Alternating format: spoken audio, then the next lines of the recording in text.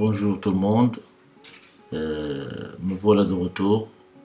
On va voir un exercice d'apprentissage sur les unités de fonction, mais cette fois-ci c'est une fonction que je peux nommer pseudo-fictif. On ne connaît pas son expression et pourtant on va étudier la fonction et la fonction qui est accompagnée G de telle manière qu'on va répondre à toutes les questions qui se posent souvent dans l'étude de fonctions, et on va tracer une fonction G aussi qu'on ne connaît pas son expression. Donc cet exercice il est composé de deux parties, partie 1 et partie 2. Dans la partie 1, elle est réservée à l'étude de fonctions, et la partie 2, l'étude d'une suite numérique accompagnée bien sûr avec la fonction f, et qu'on va étudier sa convergence. Alors voilà l'énoncé.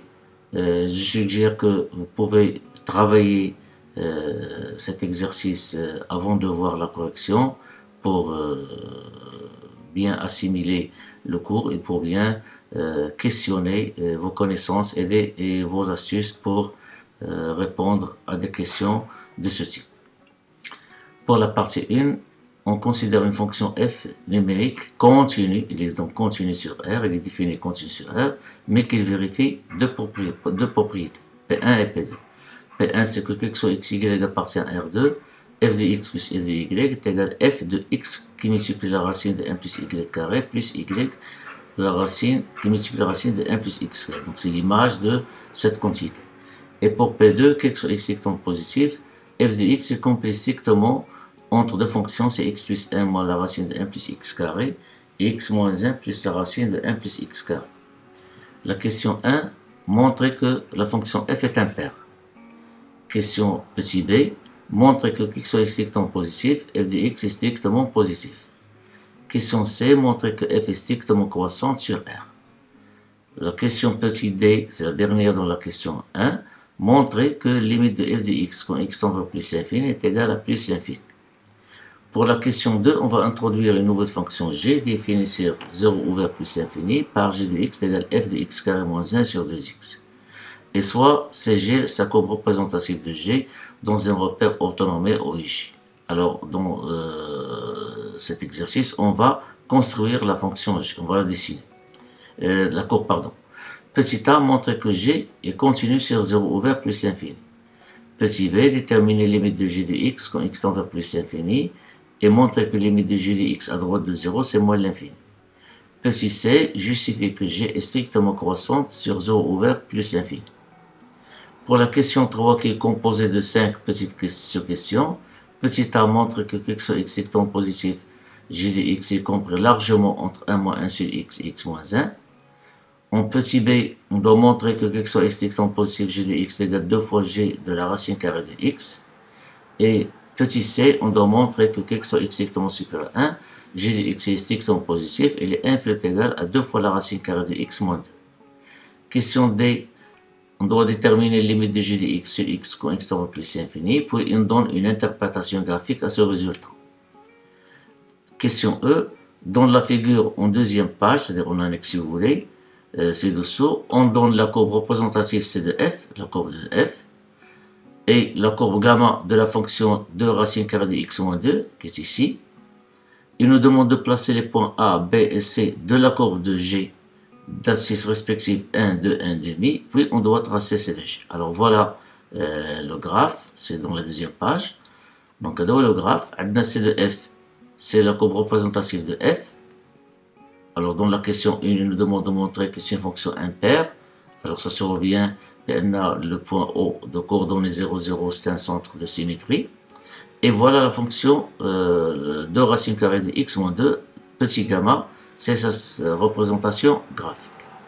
Donc à partir de ce graphe et à partir des données qu'ils ont données ici, l'étude de la fonction g, on va tracer la courbe représentative de g dans le même graphe.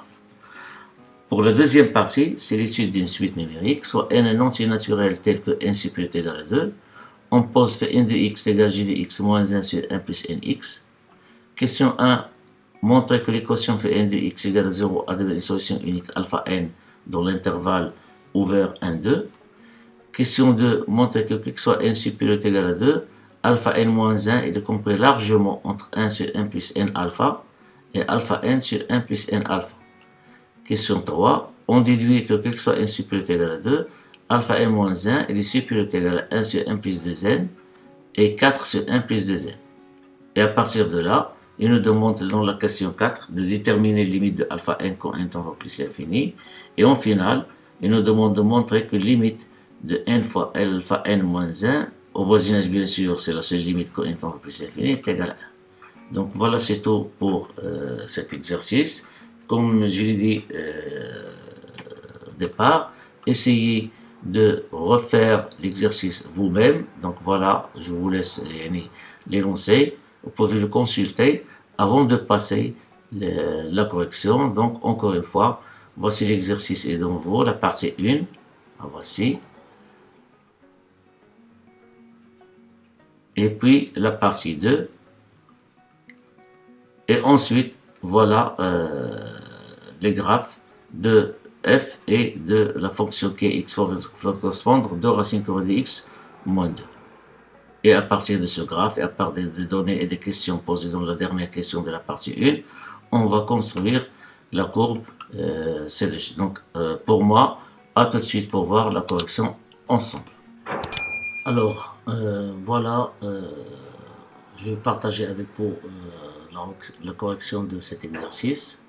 Donc pour la partie 1, on a devant nous une fois la fonction f déjà décrite qui est continue sur R et vérifions les deux propriétés P1 et P2.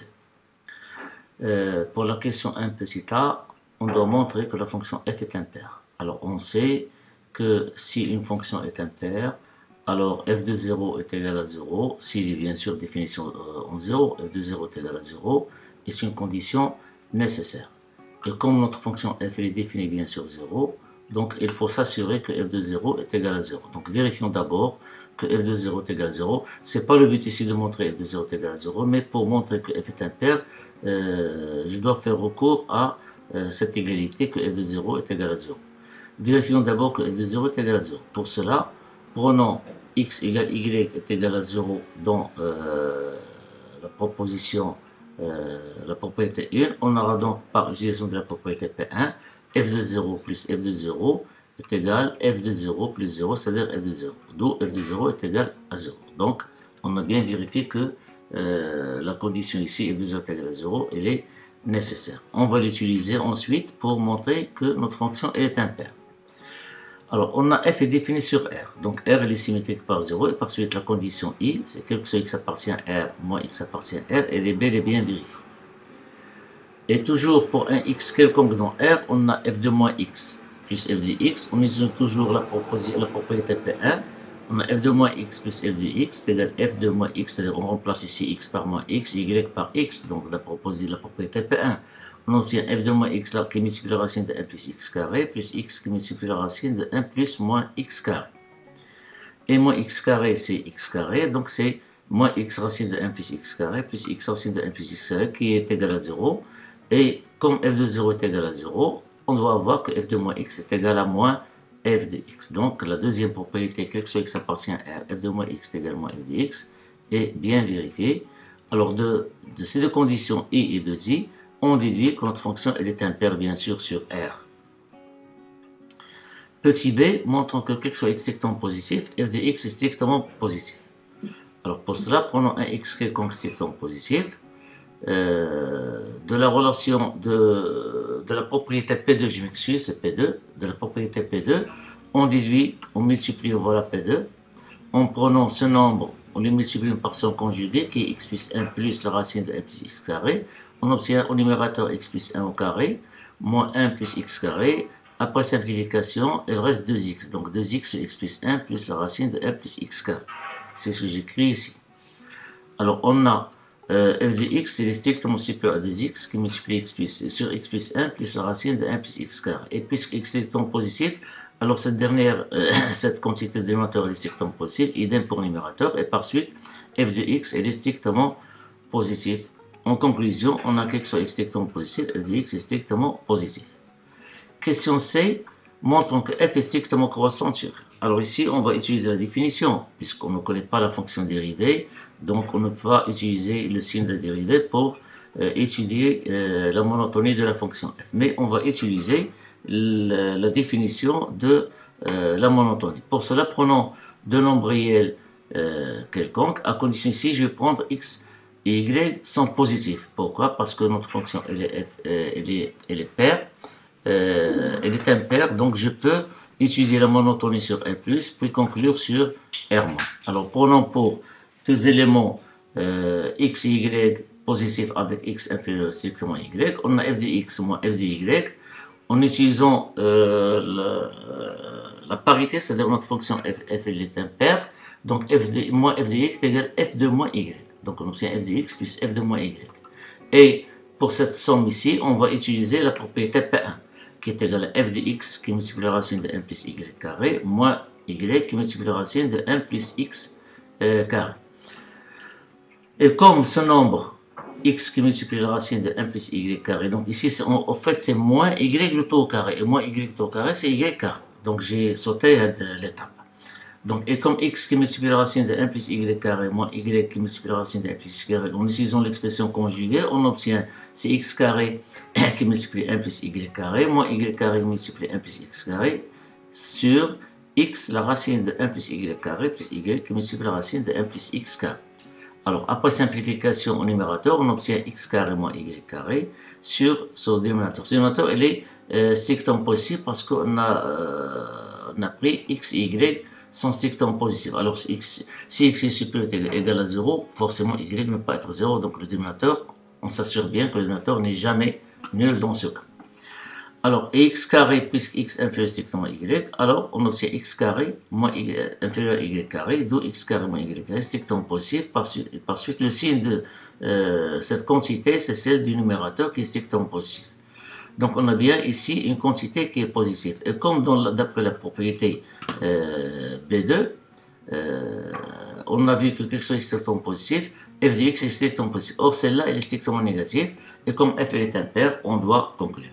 Donc, en tenant compte que f est impair, et des résultats de la question 1b, c'est-à-dire quelque chose est strictement positif, f de x est strictement positif, on a bien f de x moins f de y strictement négatif, c'est-à-dire f de x inférieur à f de y. Donc, alors, ce résultat, il est vrai sur R+, voilà.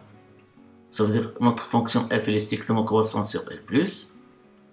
Et puisqu'elle est impaire, notre fonction est impaire, alors ici, elle est strictement croissante sur R+. Donc ici, pardon, c'est strictement croissante sur R+. Et puisque f est impaire, alors f aussi strictement croissante sur R-. Et on conclut donc qu'elle est strictement croissante sur R. Question D, montrant que la limite de f de x quand x tend plus infini est égale à plus 1. Alors pour cela, on va utiliser la définition de la limite avec les quantificateurs. Alors pour montrer que notre fonction f tend vers plus infini quand x tend vers plus infini, il suffit de vérifier cette proposition. Que quelque soit x strictement supérieur à a,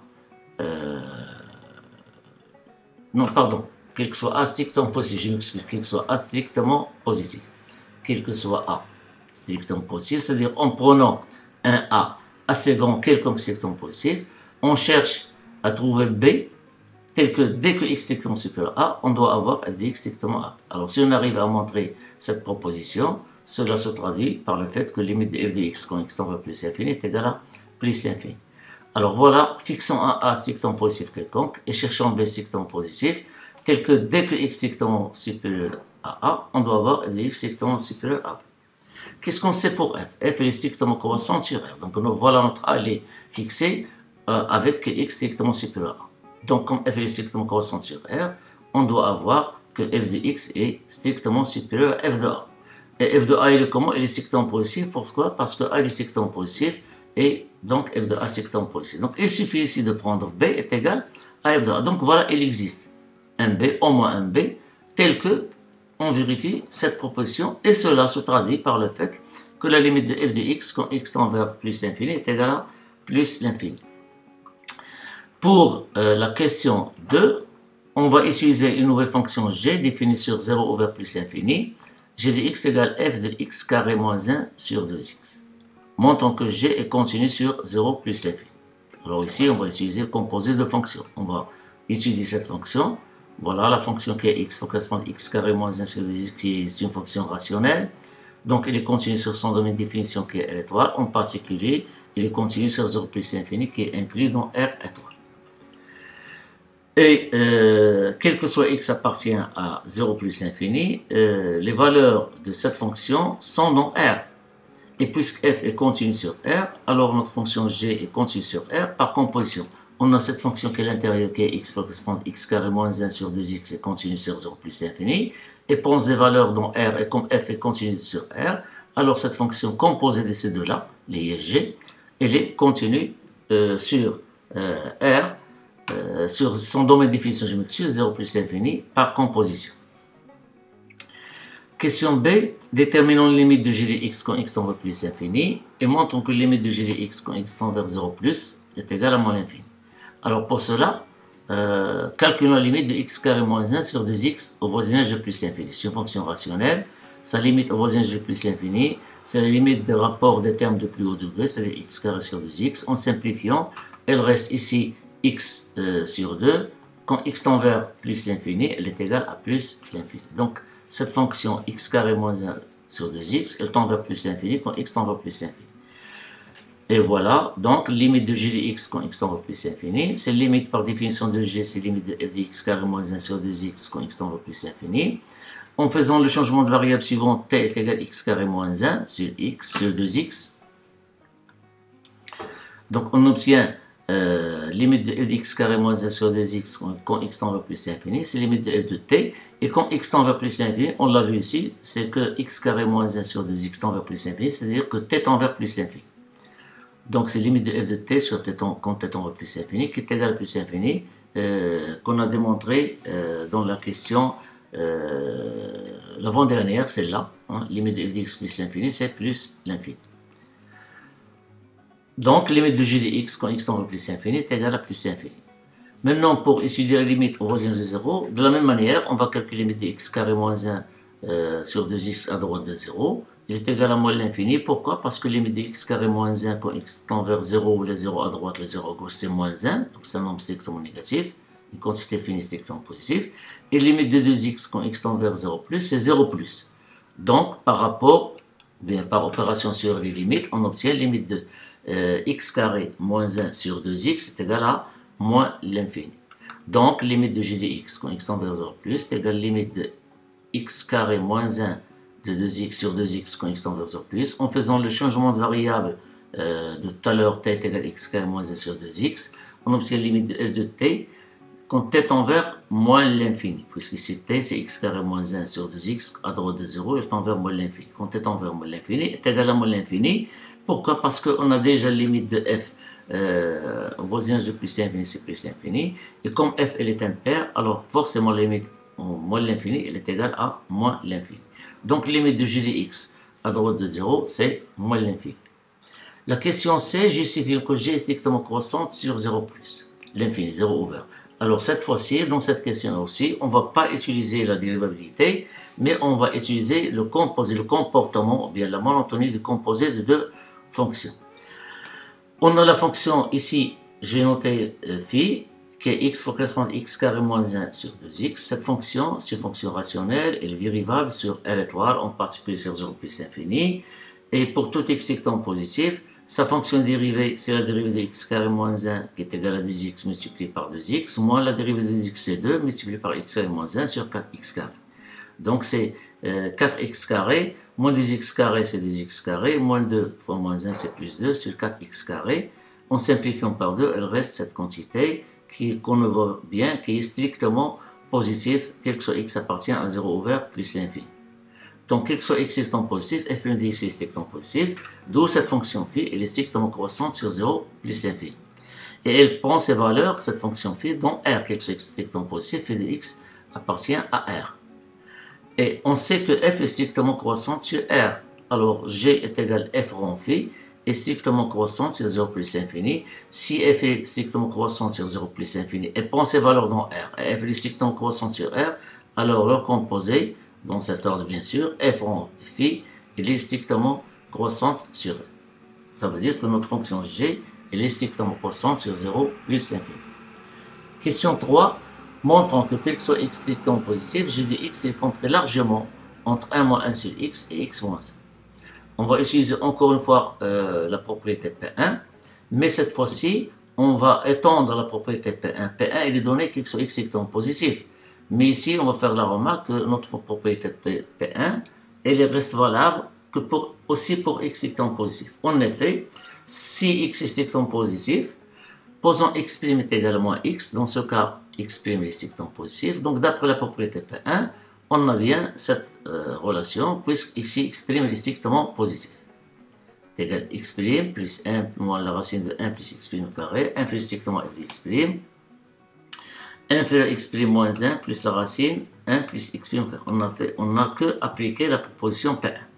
Alors maintenant, remplaçons x' par sa valeur qui est égale à moins x. On obtient moins x plus 1 moins la racine. Ici, x' au carré, c'est moins x au carré, c'est-à-dire x carré. F de x', c'est-à-dire f de moins x, et comme f est impair, alors on obtient ici moins f de x. Voilà l'explication. Pourquoi? Ici, x' c'est moins x, moins 1 plus la racine, même chose, 1 plus x carré. On va multiplier par moins les trois termes de cette double inégalité. On obtient l'opposé de cette quantité, c'est x plus 1 moins la racine de 1 plus x carré, là voilà. Et l'opposé de celle-là, c'est x moins 1 plus la racine de 1 plus x carré. Alors on voit bien que c'est vrai aussi, la propriété P1, elle est vraie aussi pour les x strictement positifs. C'est la même. Par conséquent, on peut conclure que quel que soit x, elle est plus forte ici, quel que soit x appartenant à l'étoile, la proposition P1, elle est vraie sur L étoile aussi. La voici. En particulier pour x strictement positif et x différent de 1, si ici c'est x, donc ici au lieu de travailler avec x, je vais travailler avec x carré moins 1 sur 2x. Mais ici, il faut s'assurer que cette quantité, elle est strictement positive. Alors, il est différent de 0. On a vu qu'il est vrai, quel que soit x appartient à l'étoile. Or, c'est la quantité x carré moins 1 sur 2x égale à 0 que si x est différent de 1. Donc, en particulier pour un x strictement positif et x différent de 1, on a successivement ces résultats. Donc, on a utilisé la propriété P1, généralisée ici. Et ici, il suffit de faire deux calculs. Donc, on a f de x carré moins 1 sur 2x et g de x. On a ici x carré moins 1 plus 2x, en réduisant plus 2x sur 2x, moins la racine carrée de x carré moins 1 au carré sur 2x carré. Donc, on réduit au modérateur, c'est 2x carré, plus x au carré moins 1 au carré sur 2x au carré, c'est 4x carré. Même chose ici. On a fait le même travail ici. Alors, x carré plus 2x moins 1 sur 2x, c'est là. On a, après calcul, on obtient 4x carré plus x à la puissance 4. Voilà, x à la puissance 4. Ici, 4x carré moins 2x carré, et non dans 2x carré. Moins 1 au carré, c'est 1 sur 4x carré, sa racine carrée, c'est 2 fois la valeur absolue de x. Et comme x est strictement positif, donc on obtient 2x. Il est inférieur strictement à g de x. Mais le même travail qu'on a utilisé ici, on va faire là. Donc on obtient x carré plus x moins 1, moins, alors celle-là c'est une identité remarquable, c'est x carré plus 1, le taux au carré. Même chose ici. Donc, puisque x carré plus 1 est positif, donc sa racine carrée c'est x carré plus 1, donc on obtient x carré plus 2x moins 1, moins x carré plus 1, même chose ici. En simplifiant x carré par moins x carré, il reste quoi? 2x moins 1, moins plus 1 c'est moins 1, c'est 2x moins 2 sur 2x. Ici, c'est x carré plus x carré, c'est 2x carré, moins 2x et moins 1 plus 1 c'est 0. Alors, après simplification par 2, on obtient ici c'est x moins 1 sur x, qui nous donne 1 moins 1 sur x. Et ici, en simplifiant par 2x directement, qu'est-ce qu'on obtient? C'est x moins 1. Donc, on obtient donc, alors ici, remarquez, le passage, on a des inégalités strictes. On est passé directement à des inégalités larges. Alors, on a dit, je crois, donc pourquoi? Parce que, en général, x inférieur, il est équivalent à inférieur strictement ou égal. Alors, puisque c'est une disjonction, c'est deux propositions. Il n'est vrai que si l'une de ces deux propositions est vraie. Et comme la relation stricte, elle est vraie, elle va entraîner l'inégalité large. Mais la réciproque, elle est fausse. Donc, toujours ici, d'une inégalité stricte, on peut passer à une inégalité large. La réciproque est fausse. On obtient donc g de x, elle est compris entre 1 moins 1 sur x et x moins 1. Mais cela, on a pris au départ x différent de 1. Il faut s'assurer maintenant que notre relation trouvée, elle est aussi vraie pour x égale 1. Alors, remplaçons pour x égale 1, on a g de 1, c'est 0. L'énergie de 1, c'est par définition, c'est f de 1, on pense x par 1, donc c'est ici 0 sur 2, f de 0, c'est 0. Donc, g de 1, c'est 0. Ici, en remplaçant par x par 1, on obtient 1 moins 1, c'est 0. Et ici, 1 moins 1, c'est aussi 0. Donc, elle est vraie ici pour 1. Et par suite, on peut conclure que cette relation, elle est vraie qu'elle soit strictement positive. Donc, l'égalité large même, il s'assure bien, on s'assure bien que l'égalité large, les inégalités sont larges si x est égal à 1. Donc voilà ce qui est demandé, que x soit strictement supérieur à 0, g de x, il est compris largement entre 1 moins 1 sur x et x moins 1. Maintenant, on montre que x soit strictement positif, g de x est égal à 2 fois la racine, 2 fois g de racine de x. Alors pour cela, fixons un x strictement positif quelconque. Si x est strictement positif, alors la racine de x est aussi strictement positive.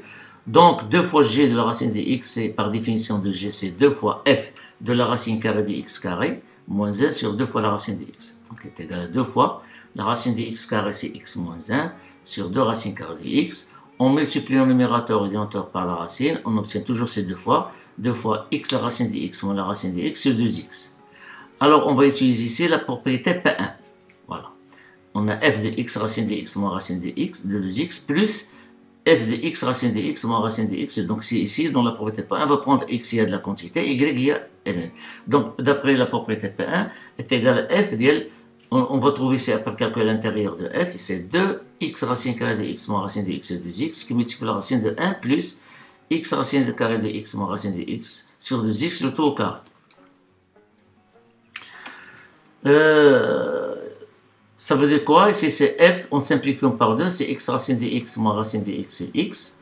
En réduisant au dénominateur, x sur racine carrée de x moins racine de x sur 2x au carré, c'est x racine carrée de x moins racine de x au carré sur 4x au carré. Alors en réduisant au dénominateur, c'est 4x carré plus x racine carrée de x moins racine de x au carré sur 4x carré, qui est égal à f de x racine carrée de x moins racine de x sur x. La racine de rapport, c'est le rapport des racines lorsque les quantités sont positives. Bien sûr, tel est le cas ici. Numérateur positif, dénominateur positif. Et la racine de 4x carré, c'est 2, la valeur c'est 2x. Et comme x est strictement positif, donc c'est 2x. Voilà, c'est 2x. Il reste la racine de cette quantité. En développant ici, on obtient x racine carrée de x au carré. Voilà.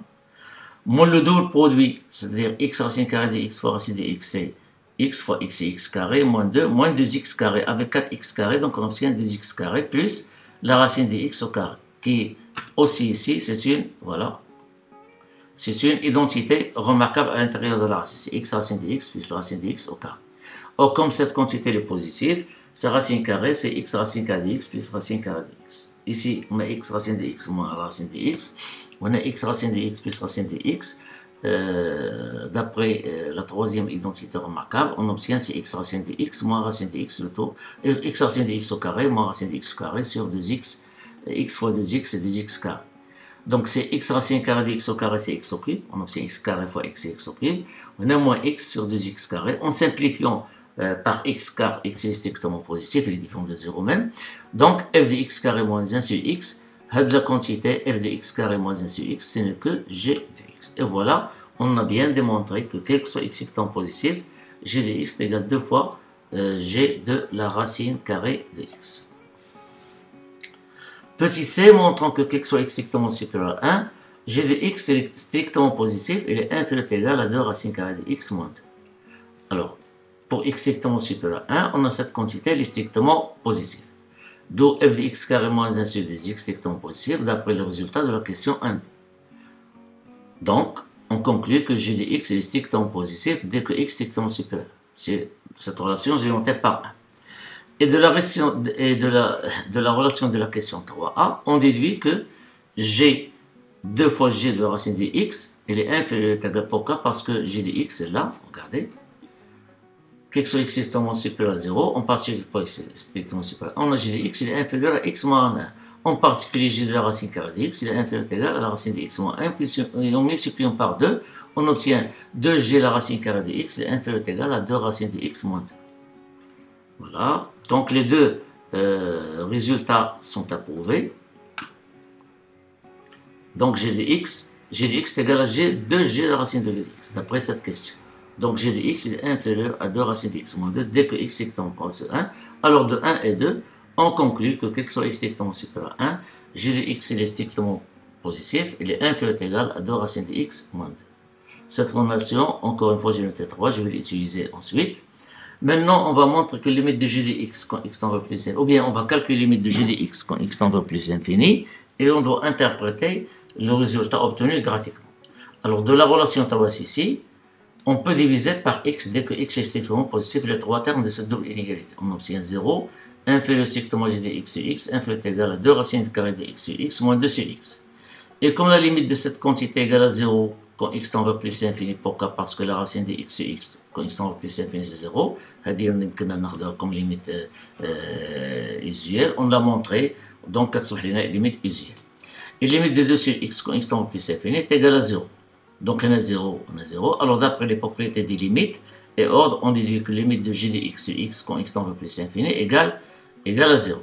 Alors de cela, et en utilisant le fait que, en rappelant le fait que limite de g de x au voisinage de plus infini, c'est plus infini, dans la question de B, et avec celle-là, on déduit que la courbe C de G admet une branche parabolique de direction l'axe des abscisses. Alors pour la représentation graphique, voilà la représentation graphique. Alors je m'excuse. Ils nous ont demandé de remplacer dans le graphe le point A d'abscisse 1. Alors, pour le G de 1, on a montré qu'il est égal à f de 0. F de 0 est égal à 0. Donc, l'image de 1 c'est 0, donc voilà le point A. Et pour le point B, remplaçant x par 2. Alors, regardez ici, x par 2, en remplaçant x par 2 dans la fonction, donc on obtient c'est x2 au carré, c'est 4 moins 1, c'est 3, sur 4, donc f de 3 quarts. Alors f de 3 quarts par la fonction f, voilà un quart de 4, donc f de 3 quarts, c'est ce point. Ouais. Donc on va faire la translation ici pour la fonction 2, pour la fonction g. Donc nous, b dans la courbe c de g. Donc on a le point f de 3 quarts. Et pour 1 demi, on a 1 demi, f de 1 demi, c'est f de moins 3 quarts. Donc c'est l'opposé de ce nombre. Donc on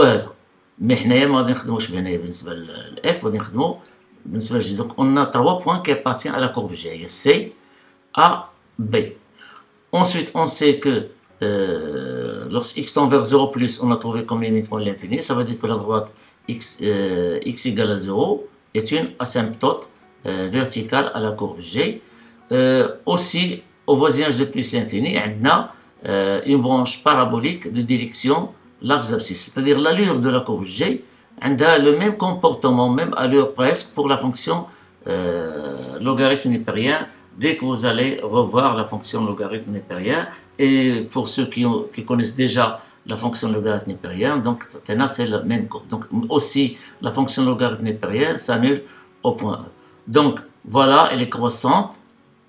Elle rencontre ici, bien sûr, la courbe gamma, c'est 2 racines carrées de x moins 2. 2 racines carrées de x moins 1. Ils se rencontrent ici au point 4. On a de même image au point 4.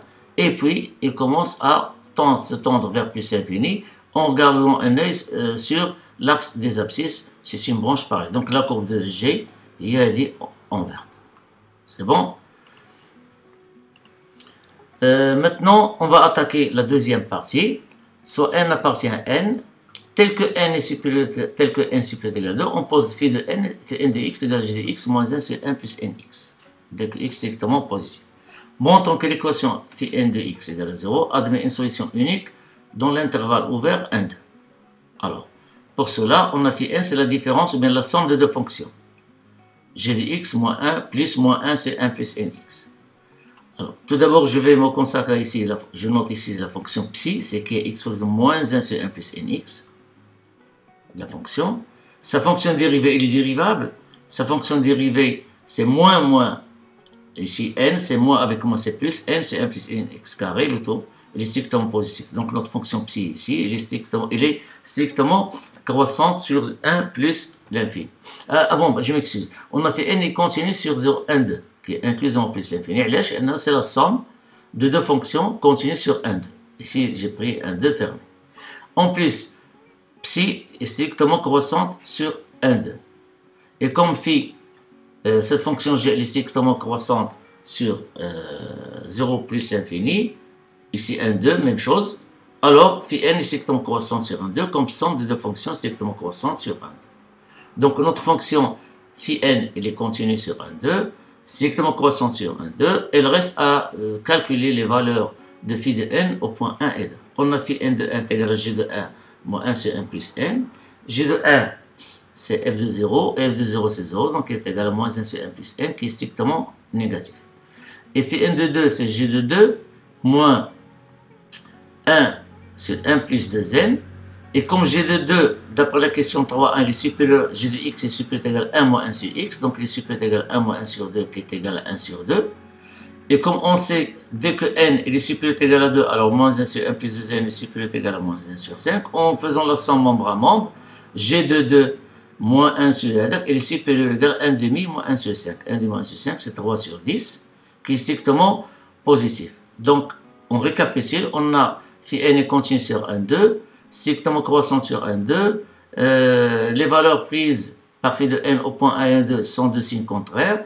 Donc, d'après le théorème des valeurs intermédiaires, l'équation phi n de x égale à 0 a une solution unique alpha n appartenant à l'intervalle ouvert n2. On a ouvert l'intervalle parce que ni 1 ni 2 annulent la fonction phi de n.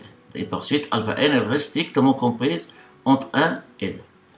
La question 2 montrant que question n supérieur égal à 2, alpha n moins 1, il est supérieur égal à 1 plus 1 sur n alpha, inférieur égal à alpha n sur 1 plus n alpha.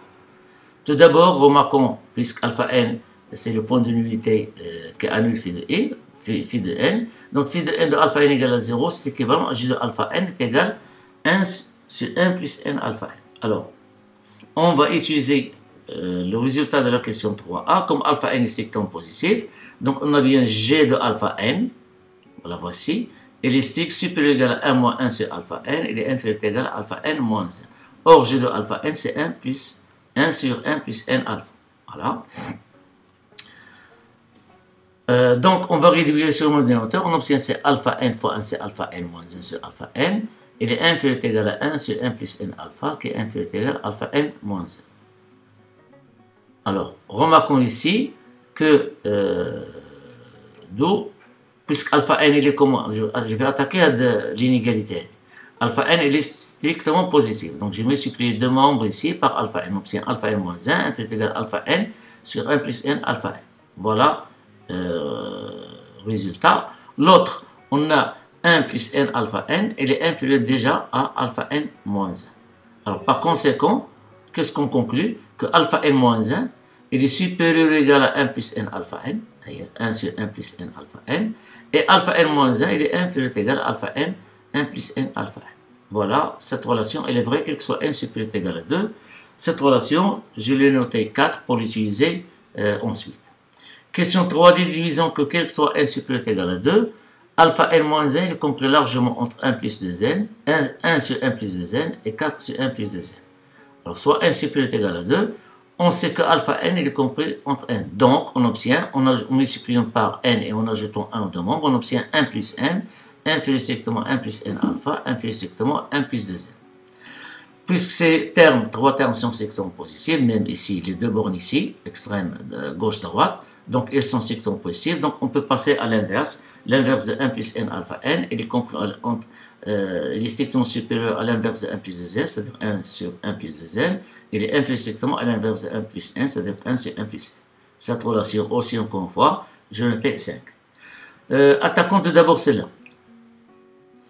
Encadrons 1 sur 1 plus n par 2, majorant par 1. On va montrer que 1 sur 1 plus n, pardon, il est inférieur à 2 sur 1 plus 2n parce qu'on en a besoin. Donc on a 1 sur 1 plus n, moins 2 sur 1 plus 2n. Donc après calcul et on réduit au dénominateur, on obtient c'est 1 plus 2n moins 2 moins 2n, qui est égal à moins 1 sur 1 plus n, qui multiplie 1 plus 2n. Cette quantité est positive, le numérateur est négatif, donc il est strictement négatif. Par suite, 1 sur 1 plus n, dès que n, bien sûr, est supérieur ou égal à 2, donc on a 1 sur 1 plus n, il est inférieur à 2, 1 plus 2n.